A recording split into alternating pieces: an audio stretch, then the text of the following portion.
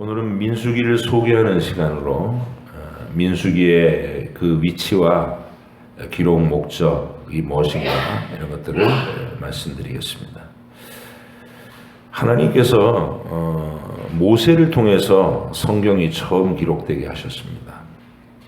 그러니까 모세 이전까지는 각 시대의 개인들과 그들의 가정과 가문을 통해서 구전으로 입에서 입으로 하나님께 대한 경험과 또 하나님의 구원 계획에 대한 계시가 이어지도록 그렇게 하셨습니다. 우리가 창세기에서 만나는 노아 홍수 이전에 그 5대의 믿음의 조상들 에녹이나 무두셀라, 노아 이런 사람들이 그랬고, 또 노아 홍수 이후에는 이제 아브라함과 이삭과 야곱을 중점적으로 만나시죠. 그때도 성경이 없었던 시대입니다. 그냥 아버지가 아들에게 입으로 전해주는 구전으로. 그리고 또 야곱의 12아들들을 통해서 한 민족을 형성시키는 과정까지도 성경이 없는 상태에서 하나님의 역사가 진행됐다는 거 우리가 알고 있습니다. 그러니까 이제 성경이 없었으니까 말로 전해주는 거면 핵심만 이게 전달이 되겠죠. 아브라함에게 언약하신 내용들은 그 자손들에게 핵심적인 줄거리만 이렇게 전달이 된 거예요. 그것도 중요하죠. 간략하게 요약하면 두 가지입니다. 아브라함에게 주셨던 하나님의 약속은 첫 번째가 100살이 될 때까지 자녀가 없어서 아브라함은 어렸을 때부터 자기 집에서 길렀던 종 엘리에셀을 내 상속자로 삼아야 되나 그렇게 고민하고 있었어요. 그러다가 사라의 제안으로 여종 하갈을 통해서 이스마엘을 낳죠. 그 이스마엘이 13살이 될 때까지 그냥 얘가 나의 유일한 혈육인가 보다 그러고 이제 살았던 그 아브라함에게 하나님이 신기하게도 계속해서 자식을 안 주시면서 아브라함 그렇게 고민시켜 놓고 하나님은 약속은 계속 뭐라고 하셨냐면 네 후손들을 하늘의 별같이 많게 해줄 것이다. 이런 약속을 계속 하셨어요. 그리고 그 약속을 이룰 아들로 100살에 이삭을 100살이 돼서야 이삭을 주신 겁니다. 이게 첫 번째 언약이 하늘의 별 같은 자손들을 주겠다. 두 번째 약속은 이 아브라함의 최초 고향이었던 갈대아 우르, 거기는 아브라함이 참 안락하게 살았던 곳이라 그랬죠. 고민 없이 친척들에게 둘러싸여서 익숙한 고향 땅에서, 그리고 아버지의 각별한 어떤 후원, 돌봄과 후원 아래서 아무 걱정이 없었어요. 하나님이 그곳에서 그를 떠나도록 강력하게 개입하셔가지고, 그러니까 아버지가 죽고 난 다음에 겨우 떠나올 수 있었죠. 그래서 두려움 속에 떠돌면서 살았던 가나안, 나그네와 행인으로 법적으로 자기가 소유할 수 있는 땅이 한 평도 없었다 그렇게 표현을 해요. 하나님 땅을 안 주셨어요. 아브라함 당대는 그냥 나그네로 두려움 속에서 그 땅을 떠돌면서 살았는데, 그 가나안 땅을 너의 후손들이 한 나라를 이루었을 때 그 영토로 주겠다. 이게 또 약속의 중요한 두 번째 약속이에요. 그리고 그 땅을 주는 과정까지도 구체적으로 그 너의 후손들이 이방에 계기됐다가 4대 만에 돌아와서 이 가나안 땅을 기업으로 차지하게 하겠다라는 구체적인 방법까지도 예언해 주셨어요. 그러니까 두 가지 약속, 하늘의 별 같은 후손을 주겠다. 그리고 그 후손들에게 이 땅을, 지금 네가 이게 두려워하면서 여기 나그네로 살고 있는 이 가나안 땅을 나라의 영토로 삼게 해주겠다. 이 약속.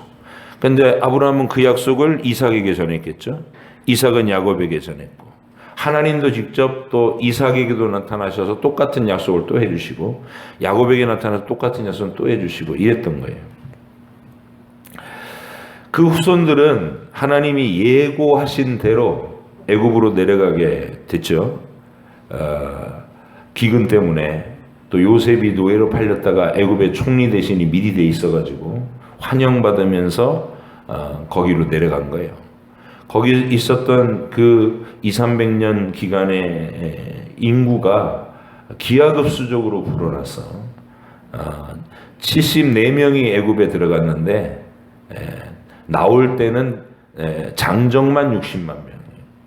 그러니까 장정이라는 말은 가정을 이룬 남자 대표를 얘기하는 거니까 딸린 식구들을 한 4인, 5인 정도로 보면 대략 200만 명에서 300만 명의 인구로 불어났다라는 것을 알 수 있죠. 첫 번째 약속이 이루어진 겁니다. 그리고 이제 두 번째 약속도 이루어질 조짐이 보여졌던 게 하나님이 예고하셨던 대로 일이 진행되는 거예요. 이방의 객이 되었다가 학대받는 그 땅에서 해방되어서 돌아올 것이다 이렇게 얘기했잖아요. 그래서 환영받으면서 갔을 때는 이거 하나님의 예언하고는 다른데 근데 웬걸요?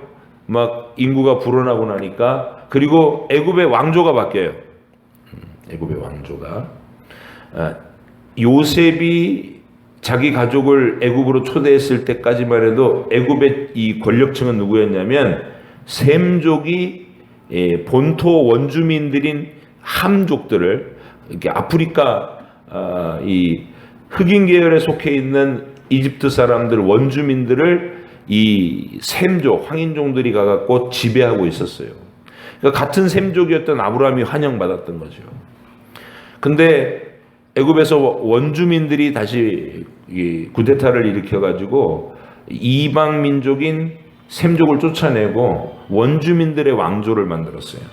그게 이제 모세 시대의 바로 이집트의 왕조가 바뀐 거예요. 그러니까 당연히 이집트 왕조는 자기들과 같은 종족이 아닌 셈족인 유대인들이 히브리인들이 막 불어나는 것에 대해서 공포감을 느낄 수밖에 없죠. 왜냐하면 전례가 있잖아요. 그 셈족이 세력을 얻어가지고 자기들을 짓누르고 억압하던 이전의 왕조의 그 세월이 있었잖아요. 그러니까 공포감을 느끼는 게 당연한 거예요. 그래서 막 학대를 하기 시작한 겁니다. 그러니까 그 일이 펼쳐질 때 이스라엘의 경건한 가족들은 입에서 입으로 이런 일들이 있어야 할 것이라고 아브라함에게 우리 조상에게 하나님 미리 말씀하셨다. 이제 하나님의 약속이 곧 우리를 이 땅에서 해방시켜서 약속의 땅으로 돌아가게 하신다. 그날이 올 것이다. 이게 경건한 가족에서 아이들에게 가르치는 말이었을 거예요. 그때 이제 하나님이 모세를 준비시키시고 그를 보내서 출애굽이라고 하는 놀라운 역사를 진행시키신 겁니다. 그리고 시내산 밑으로 그들을 이제 애굽에서 탈출시켜 가지고 시내산 밑에서 율법을 주셨습니다. 오늘 민수기 1장 첫 절을 보니까 모세가 이 민수기를 기록하던 시점이 언제인가를 날짜까지 정확하게 얘기했어요. 1절을 보시면 이스라엘 자손이 애굽 땅에서 나온 후 둘째 해 둘째 날 둘째 달 첫째 날 여호와께서 시내 광야 해막에서 모세에게 말씀하셨다 이렇게 돼 있죠. 이 둘째 해 둘째 달 첫째 날 이렇게 읽으면 헷갈리잖아요. 그러니까 제2년 2월 1일이라는 얘기예요. 제2년 2월 1일. 그러면 횟수로는 2년째지만 실제로 지나간 기간은 얼마라는 거예요? 1년 1개월 지나갔다는 거죠. 그러니까 출애굽해가지고 시내산 밑에서 1년을 보낸 거예요. 1년 1개월을 보낸 거예요. 그래서 그 1년 1개월 동안 모세는 창세기와 출애굽한 그 과정과 성막을 만든 과정 그리고 하나님하고 교제할 때 어떤 어떻게 하나님을 기쁘시게 하고 또 하나님과 친해질 수 있는지를 밝혀놓은 책은 레위기를 기록을 한 겁니다. 모세는 여기까지 기록을 통해서 창조로부터 태초로부터 이스라엘 백성들이 형성되고 그 백성이 애굽에서 탈출해서 시내산까지 도착하고 율법을 받고 성막을 만드는 일까지를 쫙 소개한 거예요. 그 창세기, 출애굽기, 레위기를 통해서 하나님이 어떤 분이신지를 밝혔고 이 세상을 창조하신 목적이 뭔지를 밝혔고 인간들이 왜 존재하게 됐는지 우리의 사명이 무엇인지도 알려주셔요. 그리고 우리들의 현실은 왜 이렇게 죄와 불법으로 고통스럽고 비참한가? 그 이유에 대해서도 알게 해준 거예요. 그리고 마음이 태어날 때부터 죄로 부패되어 있어서 하나님께 반역하고 하나님께 불손하고 불순종하는 쪽으로 기울어지기 쉬운 우리 가운데, 인류 가운데서 어떻게 하나님이 택하신 영혼들을 건져내실 것인가, 그 하나님의 구원 계획까지 설명되어 있는, 바로 그게 창세기, 출애굽기, 레위기의 내용이다. 그래서 그 내용들을 여러분들이 이제 하나님의 역사를 이게 예배 시간에 와가지고 이런 성경 말씀들을 계속 듣는다는 것은 바로 그 하나님 나라의 역사의 맥락을 이해하는 거예요. 창세기를 통해서. 그래서 창세기 1장에서는 우주와 만물을, 이 우주와 지구의 만물을 창조하시는 내용으로 펼쳐져 있습니다. 2장에서는 인간들에게 만물을 창조하신 가운데 인간에게만 스포트라이트를 딱 비춰가지고 인간이란 존재의 이유가 뭐냐 그걸 가르쳐줍니다. 그는 하나님을 사랑하고 이웃을 내 몸같이 사랑하는 존재로 하나님이 지으셨다. 그게 에덴 동산에서 보여주고 있는 내용이에요. 하나님을 사랑한다는 것은 우리가 선택의 자유를 가졌지만 하나님께 순종하는 것이 사랑하는 거죠. 하나님께 불순종하는 것은 죄악이다라고. 우리는 그 아담이 대표자가 돼가지고 어느 쪽으로 내 자유의지를 쓸 것인가를 선택하도록 하셨는데, 안타깝게도 3장에 가서 아담이 뱀의 마귀의 유혹을 받고 하나님께 불순종하는 쪽을 선택해버리고 말았다는 것이죠. 그래서 우리는 전부 아담 안에서, 아담이 우리의 DNA를 다 갖고 있었으니까 아담 안에서 통째로 불순종과 타락 쪽으로 넘어가 버렸어요. 그래서 이제 그때부터 인간이 죄에 대한 비참함을 경험하면서 이 땅에 살 수밖에 없는, 육체의 죽음이 왔고 고생스러운 인생이 펼쳐지고 결국은 흙으로 돌아가게 되는 그런 일들이, 비극이 시작된 이유를 창세기 3장에서 밝혀주고 있었죠. 그러면서 동시에 이미 창세기 3장에서 뭘 얘기하냐면 어떻게 그 가운데서 하나님이 다시 새로운 인류를 빚어내실 것인가, 망가져버린 인류를 재료로 해가지고 새 존재, 하나님께 예배하고 하나님께 감사하고 영원한 하나님 나라를 상속받을 새로운 인류를 하나님께서 어떻게 만들어내실 것인가, 그 약속을 이루십니다. 구원의 언약이죠. 그것은 우리의 노력과 도를 닦고 도덕적인 일을 행하고 이런 게 아니고 하나님이 아들을 세상에 보내겠다는, 여자의 후손이라는 이름으로, 그 여자의 후손이 뱀에게 공격을 당하면서 뱀의 머리를 부술 거다. 이게 창세기 3장에 이미 선포되어 있는 진리의 내용입니다. 그래서 창조와 타락과 구원이 다 설명된 거예요. 그리고 4장에 가면 아담이 타락한 그 죄가 인류 가운데서 어떻게 그 실체를 드러내는가, 가인을 통해 가지고 미움과 분노로 살인까지 저지르게 되는 최초의 그 죄의 현실화된 비극을 보여주는 거예요.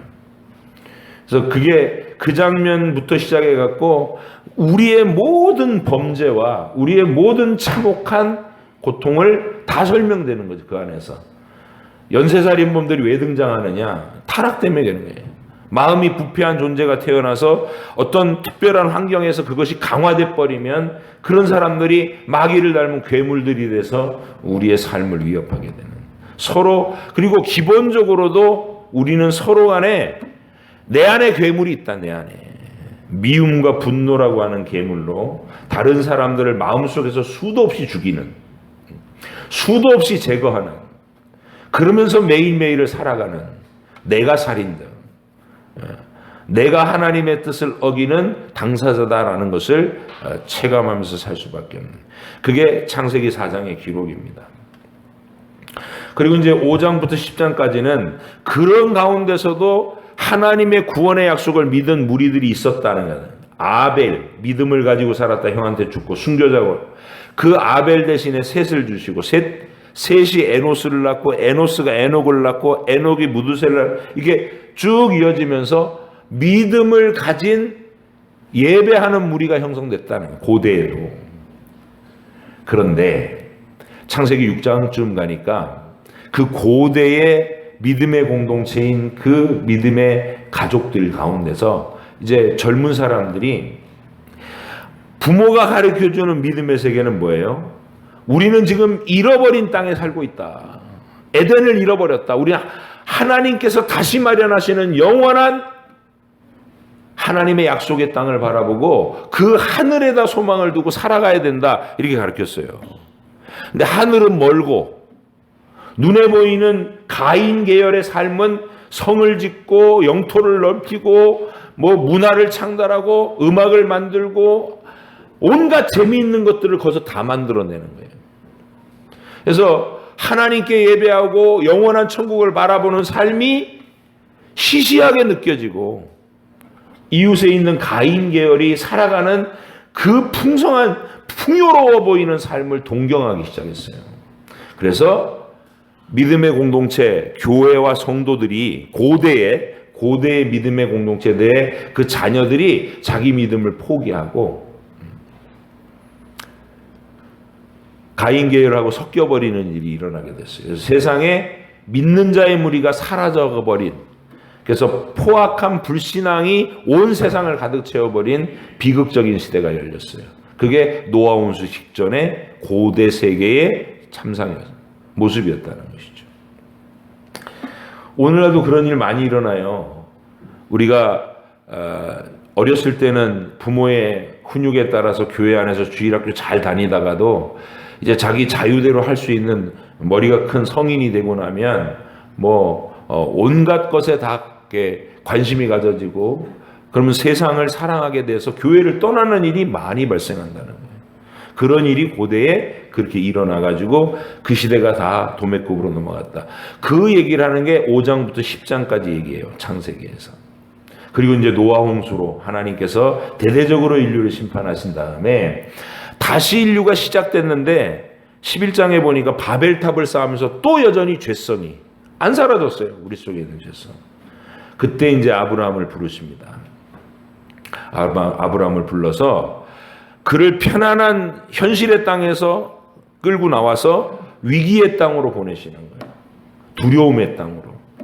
그래서 편안한 고향 땅에서는 하나님을 생각할 필요가 없었어요. 왜? 하나님보다 아버지가 더 든든했고, 친척들이 더 자기에게 든든함을 줬었어요.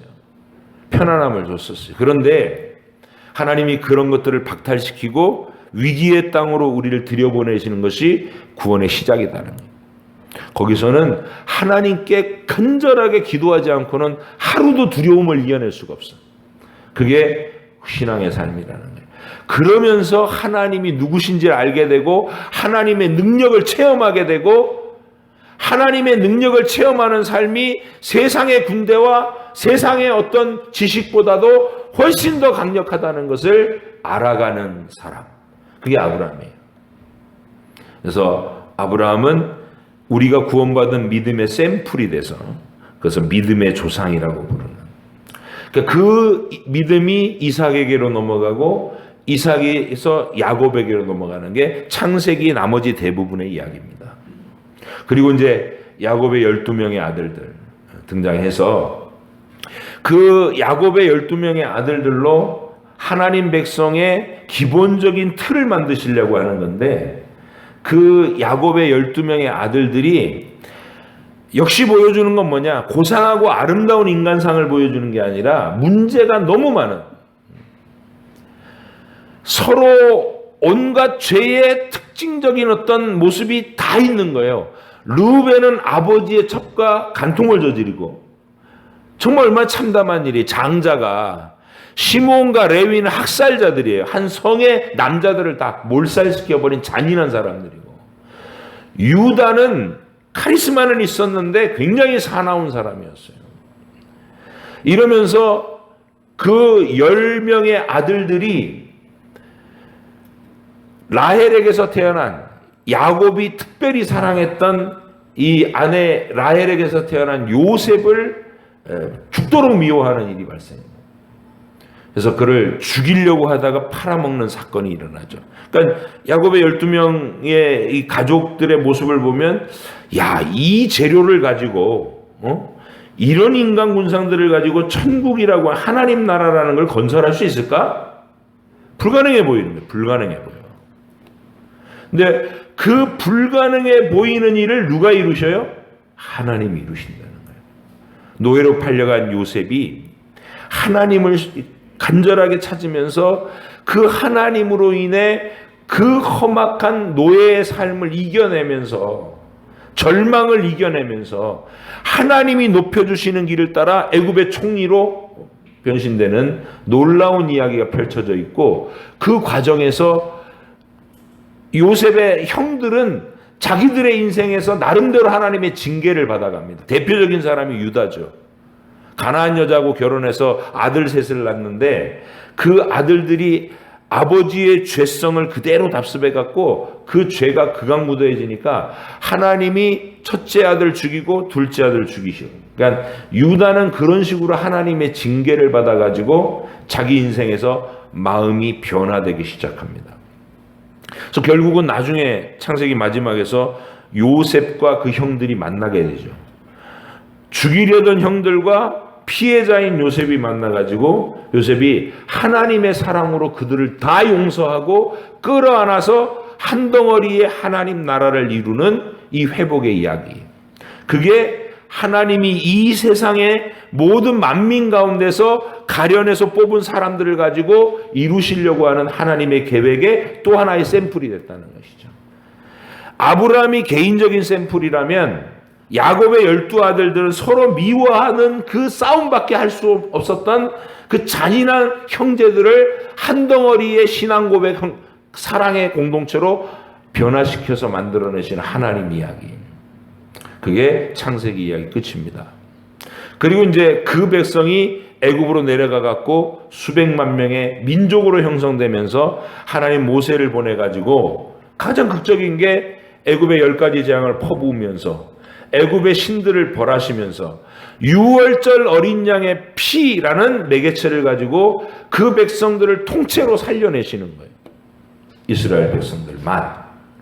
장자의 죽음의 심판에서 어린 양의 피를 대문에 바르고 그 심판을 면제받은 사람들로 애굽에서 해방돼 나와가지고 드디어 하나님의 산 밑에서 율법을 받더라. 그게 출애굽 얘기입니다.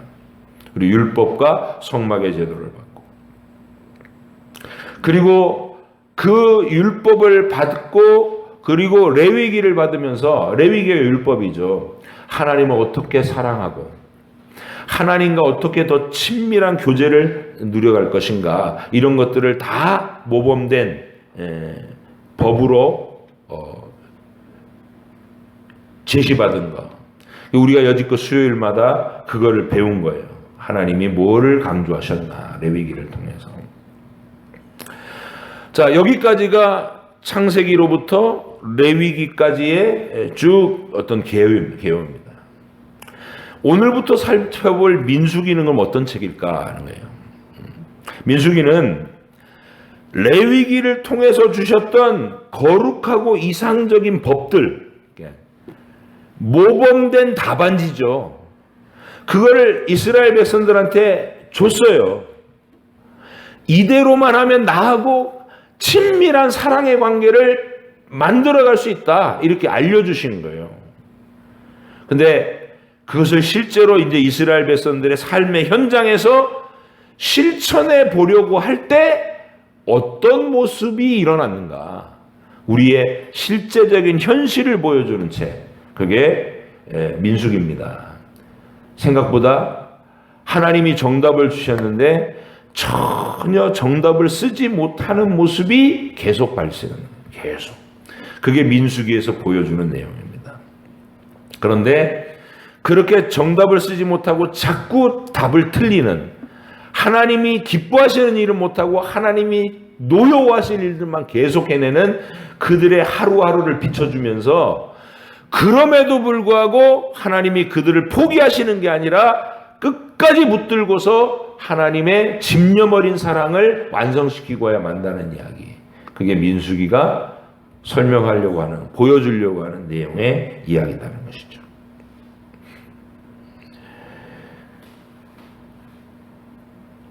구원받은 백성들의, 구원받은 하나님의 나라 사람들의 현실의 삶을, 이 땅에 사는 동안에 믿음 생활을 하는 일평생을 가장 사실적으로 보여주는 책이 민수기다. 그래서 이 민수기를 통해서 우리는 뭘 배워야 되냐면, 야, 이스라엘 백성들은 왜 이렇게 맨날 원망하고 불평하고 죄만 져, 이렇게 얘기하면 안 돼요. 우리의 모습을 비춘 거라고요. 우리의 모습, 우리의 인생을 설명한 거예요. 그래서 우리는 거기서 뭘 봐야 되냐면, 우리 안에 들어있는 죄성이 이렇게 끈질기고 포악하고 비참한 모습이구나. 내 자신의 모습을 거기서 봐야 되고, 그 다음에 동시에 봐야 될 건 뭐냐면, 하나님께서 그럼에도 불구하고 이 백성을 포기하지 않으시는구나. 하나님의 오래 참으심을 봐야 되고, 또 한 가지는, 그렇다면 죄를 눈 감아주고 끝나는 것이냐? 그건 아니라는 거예요. 그 죄를 어떤 방식으로 하나님이 다루어 가시나, 처리해 가시나, 그것까지 봐야 되는 거예요. 포기하지 않으시면서 우리의 죄를 어떻게 소멸시켜 가시는지, 그거를 민수기를 통해서 배워야 하고, 우리가 이 민수기를 한 시간 한 시간 읽어나가면서 바로 내 인생의 현실에 대한 대입을 해가지고 정확한 구원의 진리를 깨달아야 된다는 것이죠. 이 민수기의 핵심을 가장 성령께서 주신 지혜로 가장 잘 요약한 성경의 구절이 있어요. 시편 78편입니다. 한번 펼쳐보세요. 시편 78편.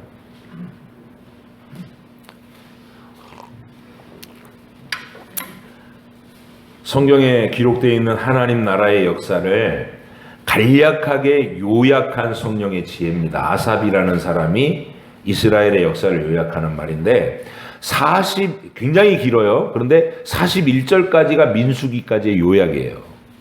근데 41절까지도 기니까 오늘 17절까지만 한번 같이 읽어보실게요. 시편 78편 1절로 17절 같이 읽겠습니다. 시작. 내 백성이여 내 율법을 들으며 내 입의 말에 귀를 기울일지어다. 내가 입을 열어 비유로 말하며 예로부터 감추어졌던 것을 드러내려 하니 이는 우리가 들어서 아는 바요 우리 조상들이 우리에게 전한 바라. 우리가 이를 그들의 자손에게 숨기지 아니하고 여호와의 영예와 그의 능력과 그가 행하신 기이한 사적을 후대에 전하리로다. 여호와께서 증거를 야곱에게 세우시며 법도를 이스라엘에게 정하시고 우리 조상들에게 명령하사 그들의 자손에게 알리라 하셨으니 이는 그들로 후대 곧 태어날 자손에게 이를 알게 하고 그들은 일어나 그들의 자손에게 일러서 그들로 그들의 소망을 하나님께 두며 하나님께서 행하신 일을 잊지 아니하고 오직 그의 계명을 지켜서 그들의 조상들 곧 완고하고 배역하여 그들의 마음이 정직하지 못하며 그 심령이 하나님께 충성하지 아니한 세대와 같이 되지 아니하게 하려 하심이로다. 잠깐이요. 지금 이 내용 그대로가 우리의 예배죠. 우리 자녀들 다 함께 모여서, 부모와 자녀들이 다 함께 모여서, 원래는 부모만이 아니라 할머니 할아버지들도 다 여기 계셔야 되는데 할머니 할아버지가 되시면 졸업들을 하시더라고. 자꾸 제가 졸업하라고 말씀 안 드렸는데 하나님이 부르실 때까지는 졸업 없습니다. 예배 지키십시오 그랬는데 안 나오셔요. 70세 이상이 되셔도 끝까지 여러분 기운이 지내서 누워 계셔야 되는 그런 상황이 아니라면 예배를 지키시기 바랍니다. 다 모여야 돼요. 노년에서부터 중년, 장년, 중년, 어린 아이들까지 모여서 하나님의 명령이 그 하나님의 역사를 자손들에게 들려서 알게 하라는 거예요. 이유는 그들의 죄의 흔적들을 답습하지 않게 하려고. 여러분이 지금 그거 하고 있는 거예요. 그래서 이 자리에 참여하는 것을 중요하게 여겨야 되고, 그리고 이 시편 78편이 한 시편 안에다가 이스라엘의 수백 년, 천년의 역사를 한 번에 쫙 꿰뚫는 맥락을 이어가는 것처럼 여러분의 자녀에게도 그걸 열어줘야 된다고요. 그 맥락을 열어줘야 된다고. 창세기부터 출애굽기, 레위기, 민수기, 신명기, 여호수아로 이어지는 이 하나님 나라 역사를 스토리로 이해하게 해주는 이 일에 부모님들이 관심을 가져야 하고, 예배에 참석하는 우리 어린아이들 자녀들도 여러분이 관심을 가지라고 명령받고 있어요. 관심 가져라. 하나님 나라의 역사에 관심 가져라. 자, 이제부터 설명합니다. 그 하나님 나라를. 9절 시작. 에브라임 자손은 무기를 갖추며 활을 가졌으나 전쟁의 날에 물러갔도다. 그들이 하나님의 언약을 지키지 아니하고 그의 율법 준행을 거절하며 여호와께서 행하신 것과 그들에게 보이신 그의 기이한 일을 잊었도다. 옛적에 하나님이 애굽 땅 소환들에서 기이한 일을 그들의 조상들의 목전에서 행하셨으되 그가 바다를 갈라 물을 무더기같이 서게 하시고 그들을 지나가게 하셨으며 낮에는 구름으로 밤에는 불빛으로 인도하셨으며 광야에서 반석을 쪼개시고 매우 깊은 곳에서 나오는 물처럼 흡족하게 마시게 하셨으며 또 바위에서 시내를 내사 물이 강같이 흐르게 하셨으나 그들은 계속해서 하나님께 범죄하여 메마른 땅에서 지존자를 배반하였도다. 아멘. 단 몇 절 안에 출애굽기, 민수기, 신명기가 요약되어 있는 거예요. 이렇게 할 수 있어야 된다는 거예요. 우리 자녀들이. 여러분 계속해서 이 말씀 듣는 경청하는 시간에 그 안목이 열리길 바랍니다. 이게 귀를 닫아놓으면 이걸 백날 들어도 이 마음속에 안 남아요. 근데 내가 관심을 가지면 알아지는 거예요. 그리고 알게 되면 재밌어지고 더 간절하게 알고 싶어지고, 그게 여러분 인생에서 일어나야 됩니다. 41절까지가 민수기와 신명기까지의 요약인데요.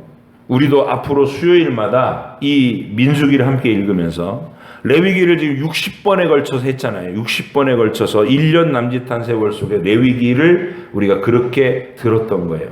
그러면 이제 이 민수기를 들어가면서 하나님께 이미 구원받은 백성들 속에서 드러나는 죄성이 뭐냐, 그리고 하나님은 끝까지 버리지 않으시면서도 그런 죄성을 어떤 방식으로 소멸시켜 가시느냐, 이걸 보자고요. 우리의 교회 현장과 똑같은 얘기라는 것이죠. 민수기에서 두 번의 인구조사가 나와요. 앞에 서두에서 오늘 이제 읽은 본문 바로 다음에 인구조사하는 얘기 나오고, 그리고 38년 동안 강야를 떠돌고서 1세대가 다 죽습니다. 그런 다음에 맨 마지막에 가서 다시 한번 인구조사를 해요. 그때는 1세대는 다 죽고 20살 이하의 어린아이들이었던 사람들이 주인공이 돼가지고 백성의 숫자를 다시 파악한 거예요. 그런데 신기한 것은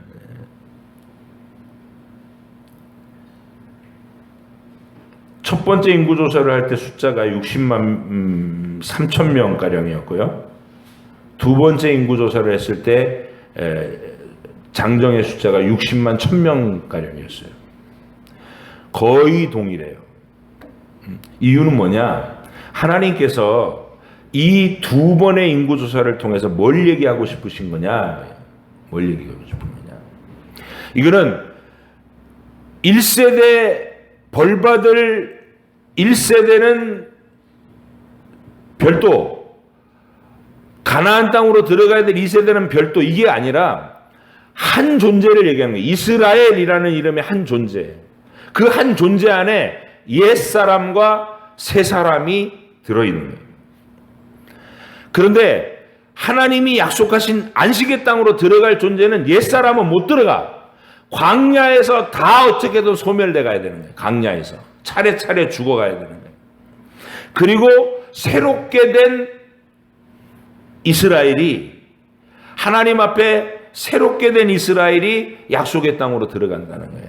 그래서 우리는 신약에서 이 얘기를 사도 바울을 통해 설명을 듣게 되는 거예요. 예수님을 믿은 순간 여러분 속에 거듭난 자아가 생기는 거예요. 세상 사람들은 못 가지는 살아난 생명이 되는 거예요. 생명이. 세상은 태어날 때부터 하나님께 대해서 감각이 없는 죽은 자들로, 영원히 죽은 자들로 태어나고, 우리도 다 그와 같았었는데 예수 믿는 그 순간에 하나님이 우리의 영혼을 하나님과 마주보는 존재로 새롭게 빚으셨어요. 새 마음이 들어왔다고. 그러나 새 마음이 들었다고 해서 내가 내 옛사람이 없어진 게 아니라 여전히 여기 존재해요. 그래서 두 존재가 함께 공존하는 갈등의 존재가 된 거예요. 그런데 이 갈등의 존재들은 민수기에서 어떤 짓을 벌이느냐. 시내산 밑에 도착하자마자 금송아지 만들었죠. 광야로 들어온 지 3일 만에 물이 없다고 막 하나님께 원망을 해대죠. 그리고 만나를 내려서 먹여주니까 고기도 안 주고 맨날 이 맛없는 만나만 먹이게 한다고 불평하고, 온갖 종류의 죄성이 그 속에서 다 드러납니다. 약속의 땅 가나안 땅 접경지대 가데스 바네아라는 곳에 딱 데려다 놓고 12명의 정탐꾼을 보냈더니 10명이 한다는 말이, 땅은 좋은데 전부 거인 족속이 차지하고 있어서 우린 들어가면 바로 전멸이다, 이러면서 부정적으로 악평을 해요. 그래서 전쟁 싫어서 우리는 애굽이 차라리 낫겠다고 돌아가자고 투표를 해갖고 60만 명이 그쪽으로 다 휩쓸려 찬성을 해버려요. 가나안 땅이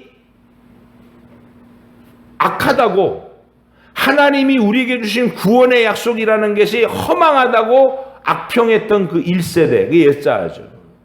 그 세대를 하나님은 광야에서 차례차례 다 소멸되라.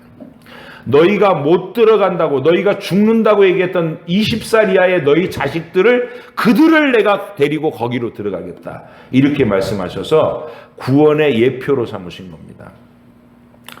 우리는 이 민수기를 공부하는 동안 그걸 보셔야 돼요. 여러분과 제 속에 들어있는 죄성이 정체를 드러내는 모습, 우리의 모습을 그 속에서 다 읽어야 됩니다. 그 하나하나의 사건에서. 그리고 우리도 인생이라는 이 시간 동안에 이 광야길에서 그 하나하나의 죄성, 의심과 불안과 교만과 자랑과 시기와 다툼과 음란과 온갖 종류의 허영과 하나님을 배반하는 것들이 하나하나 여기 이 인생이라는 광야 속에서 소멸돼서 묻혀야 돼요. 그게 여러분의 교회 생활인 거예요. 그래서 우리의 교회 생활은 낭만적이지 않아요. 우리의 교회 생활은 소풍 온 것처럼 유쾌하지 않아요. 왜냐하면 여기는 죄성이 드러나는 현장이에요. 그래서 일만 하면 부딪히고, 의견 차이 때문에 속이 상하고, 그런 일들이 당연한 일들인 거예요. 그게 드러나서 내가 어디가 모난가, 내 속에 깊이 이게 숨어있던 죄성의 민낯이 무엇인가를 하나님 앞에서 민수기를 통해서 이렇게 투영시켜보고 발견하고, 그것을 죽이기 위해서 훈련을 받는 치열한 하루하루. 그게 여러분의 인생이고 여러분의 교회 생활입니다. 그러나 이 자리가 비참하지 않은 이유는 뭐냐면, 그 모든 여정을 하나님이 구름 기둥과 불 기둥으로 보호하시는 여정이고, 내 옛자의 파렴치한 죄악이 계속 드러나는 현장이어도 하나님이 끝까지 우리를 포기하지 않으시는 집념의 사랑의 장소리고, 하루하루 책임지시는 만나를 공급하시고 생수를 공급하시고 구원의 진리로 계속 우리를 붙들어 주시는 은총의 시간이기도 한 거예요. 그래서 우리의 인생과 우리의 교회 생활은 치열한 내 죄성이 소멸되는 과정이기도 하면서 하나님의 놀라우신 은혜를 체험하는 현장이기도 한 거예요. 그게 민수기입니다. 여러분과 제가 앞으로 민수기 공부하면서 우리가 성경 지식이 조금 늘어나는 정도가 아니라 우리 자아가 부서지고 우리 자아가 광야 모래 속에 장사 지낸 바 되는 그런 은혜가 일어나기를 원합니다. 자아싸움 하십시오. 네. 여러분 결코 천사 같지 않습니다. 저와 여러분 피차간에 우린 천사 같지 않아요. 우리는 계속해서 냄새를 피우고 계속해서 잔인하며 계속해서 불평투정이고 계속해서 교만합니다. 계속해서 핑계와 이유를 만들어서 하나님 앞에 게을러지고 그게 우리예요. 그 실체를 파악하시고 시인하시고 자백하시고 그리고 서로를 불쌍히 여기시고 잘난 척하지 말고 누군 가르치려고 들지 말고 하나님 앞에서 자기의 실체를 드러내고 서로를 불쌍히 여기는 우리가 되는 것. 그게 민수기를 통해서 우리가 봐야 될 것이고 배워야 될 내용인 줄로 압니다. 앞으로 어떻게 한 장면 한 장면을 우리가 살펴가면서 우리의 실체를 그 속에서 발견하고 이 거룩한 싸움을 해나가며 하나님의 그 포기하지 하시는 끈질긴 집념의 사랑이 그리고 오냐 우리의 죄성까지도 다 덮어 눈 감아주는 게 아니라 우리의 죄와 허물에 대해서는 하나님의 집념 어린 사랑이 우리를 거룩하게 만들 때까지 간섭하시는 그 간섭이 얼마나 두려우시면서도 은혜로운가 그걸 배워가는 한 시간 한 시간이 되기를 바랍니다. 그런 관점과 관심을 가지고 여기 참석하셔야 돼요. 우리 자녀들도 엄마 아빠가 예배 빠지면 막 싫은 소리 하니까 그게 무서워서 의무적으로 참석하는 게 아니라 알려고 하세요. 알려고 하면 성령님이 여러분의 그 열망에 답을 해주세요. 깨닫게 해주시고 그 깨닫는 지혜가 열리면서 여러분의 마음이 말할 수 없이 지혜로워지고 말할 수 없이 담대해지고 그 어떤 세상에 심지어는 친구들의 왕따나 친구들의 공격이나 멸시나 이런 것까지도 넉넉히 이길 수 있는 요셉 같은 사람이 되는 거예요.